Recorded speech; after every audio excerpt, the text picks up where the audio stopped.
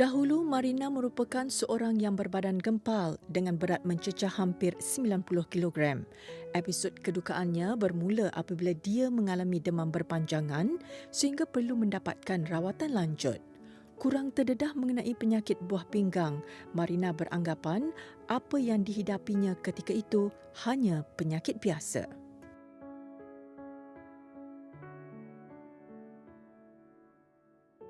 Tak boleh tidur malam. Bila macam malam, kerap macam kita macam kencing tak lawas tau. Susah nak tidur. Lepas tu okeylah. Yang last demam tu saya decide macam kita pergi klinik kesihatan lah, pergi check kan. Masa check, memang masa tu demam yang tak larat sangat. Doktor dah ambil saya punya darah, dia cakap sebab tengok awak macam pucat je, dia cakap. Lepas ambil dia kata okey, HB awak 5. So dia kata saya nak transfer awak pergi Putrajaya masa tu. So saya pun pergi Putrajaya, check semua. Masa tu dia letakkan saya dekat zon kuning tak salah. So sebelum naik ke ward lah kan. Bila sampai ward dia dah check up semua. Doktor datang dekat ward, dia bagi tahu saya dengan suami masa tu. Dia kata buah pinggang saya dah tahap 5. Tahun ke-5 tu saya dah buat dengan dialisis. Alhamdulillah, tak ada masalah apa bagi saya. Cuma permulaan tu memanglah kita nak catch up benda tu kan. Balik letih, tak larat. Yelah 4 jam kita cuci darah tu bersamaan dengan kita macam kita berlari 10 pusingan padang bola sepak. Bayangkanlah dalam 4 jam tu kan, nampak macam biasa je. Pergi tanda tangan, balik habis balik. Tapi dalam masa 4 jam tu kita macam bertarung nyawa tau. Kita punya blood pressure, tekanan darah boleh turun, kita punya gula boleh drop. So macam nampak mudah tapi tak semudah yang kita orang ramai tengok lah sebenarnya. Pada usia 5 tahun perkahwinan, pasangan ini diduga dengan ujian yang amat besar. Walaupun berat, namun perkabaran diterima dengan hati yang reda. Marina bersyukur suaminya Hassan Talib sentiasa di sisi tatkala suka dan duka. Bagi Hassan, isterinya adalah seorang yang sangat berdikari meskipun diuji dengan pelbagai dugaan. Tapi macam saya tengok isteri saya ni, dia ni jenis seorang yang kuat. Kalau saya tengok dia, padahal dia sendiri pergi dialisis. Masa mula-mula je lah saya hantar kan. Hari minggu yang kedua, dia sendiri bawa motor, pergi dialisis, balik apa semua. Balik rumah, boleh masak lagi. Tu saya kagum lah tengok dia. Memang seorang yang kuat lah. Macam sakit tu, dia tak ada luahkan tau. Macam sakit tu kat kita apa semua. Tapi kita dapat baca lah dengan air muka tengok dia sedih. Dari situ pun kita dapat tahu memang sakit. Tapi dia tak cerita kat orang sakit macam mana.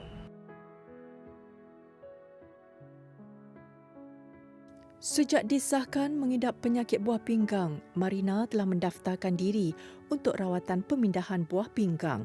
Hampir setiap tahun Marina dipanggil menjadi antara calon yang mungkin akan mendapat buah pinggang yang baru.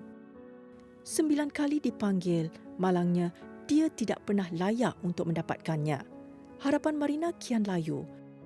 Namun berkat doa yang sentiasa dititipkan kepada Yang Maha Esa membuahkan hasil.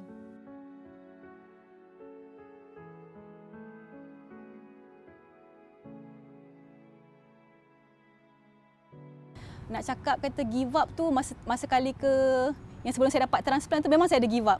Bila nurse telefon saya, dia kata, "Akak, petang ni kita ada buah pinggang." Masa tu saya tanya dia, "Betul ke kali ni saya?" Sebab kalau macam bukan, malas lah. Kita ada rasa perasaan tu tau. Nanti kalau saya pergi, kita kena buat prosedur macam kita nak masuk transplant. Cuma bezanya dapat dengan tak dapat. Saya cakap macam itulah, kalau tak dapat, aku dah malas lah macam tu. Kita ada perasaan tu sebab kita manusia biasa. 10 kali ikut kan. Tahun 2020, 17 bulan 1, rezeki saya. 16 hari bulan tu nurse dah call saya. Dia cakap, "Akak boleh tak datang HKL sebab ada buah pinggang," dia cakap macam tu kan. Lepas tu, okey, saya pergi 16 tu, 17 tu hari Jumaat, hari lepas main Jumaat, saya ditolak masuk ke bilik operation.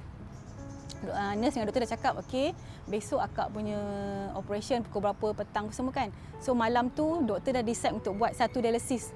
Sebab nak pergi operation so malam tu dia akan buat satu dialisis. Masa dialisis tu saya dah fikir lah apa akan jadi macam esoknya.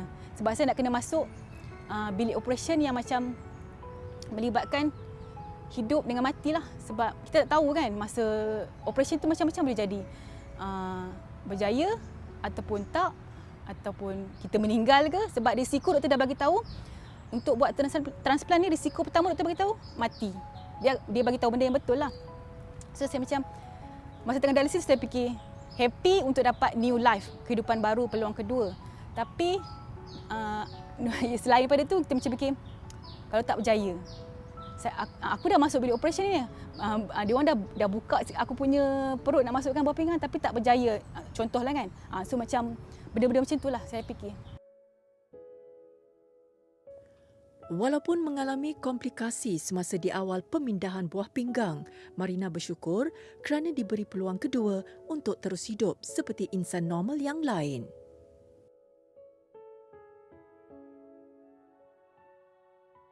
Saya memang percaya kat dia. Dia dah sihat. Yalah selama ni pergerakan dia terbatas. Jadi bila saya memang sedih lah.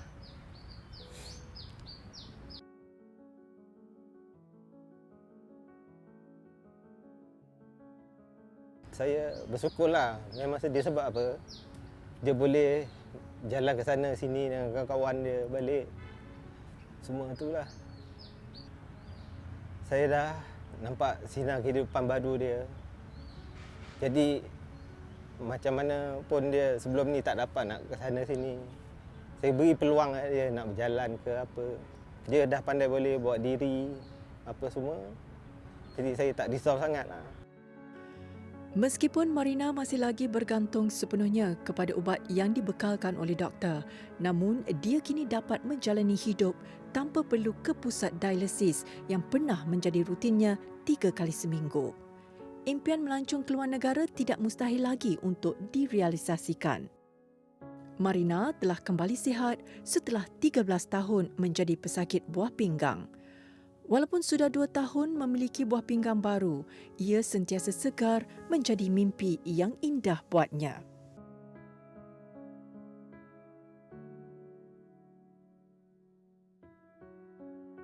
Untuk rakan-rakan yang tengah dialisis sekarang, sahabat saya harap diorang kena sabarlah.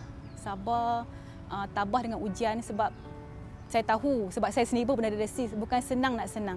So kalau ada rezeki untuk kita buat transplant ataupun ada orang yang nak menderma dengan kita ataupun kita disenaraikan dalam senarai menunggu, kita kena usaha untuk dapatkan benda tu. Kena sabar. Jadinya apa yang doktor dan nurse advise kita ikut je untuk kebaikan kita jugalah. Tidak semua yang diuji bernasib baik dan mendapat peluang yang kedua.